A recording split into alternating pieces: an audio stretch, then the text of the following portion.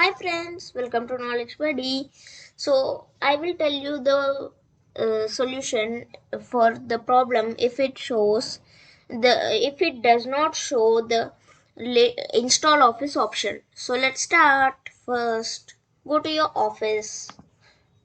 If you are in Mac, there's a video I uploaded today. So if you don't get, you can see that video. So see like this, if it shows install office like this, and it will show go premium, you have to buy it. But you just do what is, click here, click on switch account, click on your developer account and click on continue.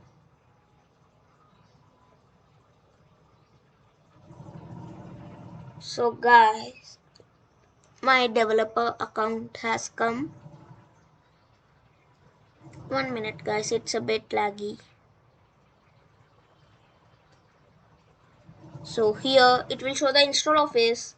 Then you can install the Office 365 apps. You can click here, and the process is there in the video, as you know. So that is it guys. Now you please like, share, comment and subscribe to Knowledge Buddy guys. This is only the solution for it. So bye friends. Guys, don't go, wait guys.